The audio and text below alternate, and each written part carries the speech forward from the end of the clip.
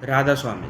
आज हम बात करेंगे दुख के बारे में। तो बिना देरी के स्टार्ट करते हैं आज की ये। गहरा दुख किसी विकार, रोग या दुर्बलता का लक्षण नहीं है। यह भावनात्मक, शारीरिक और आध्यात्मिक आवश्यकता है। वह कीमत है जिसे प्रेम के बदले चुकाना पड़ता है। गहरी व्यथा ही गहरे दुख का एकमात्र इलाज है। ओह, बहुत अच्छा आप यहाँ हैं। आप इसे पढ़ रहे हैं। मुझे उम्मीद है इससे आपको मदद मिलेगी। हो सकता है कि आपके किसी परिजन की मृत्यु हो गई हो, आपके पालतू जानवर मर गया है। हो सकता है कि आपका सबसे अच्छा दोस्त आपसे दूर चला गया है, या आप किसी और बात से दुखी हो।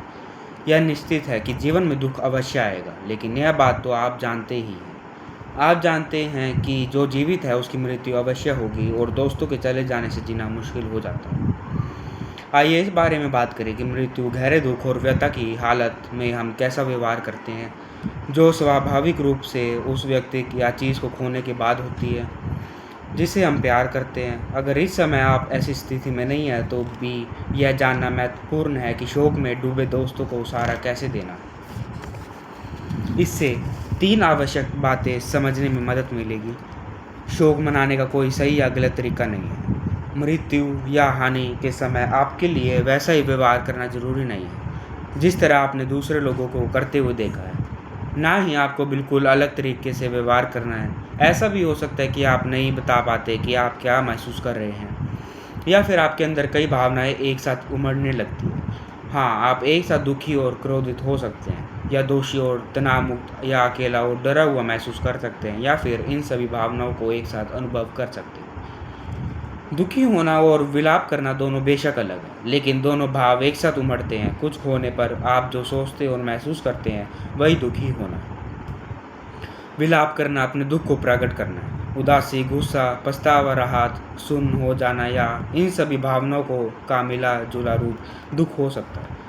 आपको लग सकता है मानो आपके सीने में छेद है, या आपके पेट में दर्द है, या आप किसी भी चीज़ पर ध्यान एकाग्र नहीं कर पा रहे।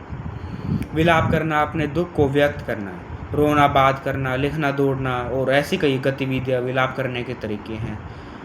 यद्यपि विलाप करने का कोई सही या गलत तरीका नहीं है, फिर भी कुछ तरीकों से राहत मिलती है और तरीकों से कोई लाभ नहीं होता। किसी को खोना दुखदायी होता है, और इस दुख से उभरने के लिए आपको समय चाहिए। अपने दुख को दूर करने के लिए आपको रो लेना चाहिए। अपने विचारों और भावनाओं को व्यक्त करने के लिए सहायता मिलती है। जब आप बात ना करना चाहें, तब आपको बात करने की ज़रूरत नहीं है। आपको एक बार में ही सब कुछ बताने की भी ज़रूरत नहीं है, लेकिन आखिर आपको किसी न किसी से जुड़ना होगा। किसी ऐसे व्यक्ति को ढूंढो जिस पर आपको पूरा भरोसा हो और जो आपकी बात सुनेगा। कभी कभी दुख में डूबे युवाओं से कहा जाता है, मजबूत बनो, आगे बढ़ो, या इससे ऊपर उठो। आप यह सब कर सकते हैं, लेकिन इससे पहले आपको पूरी तरह से उस दुख का अनुभव करने की ज़रूरत है।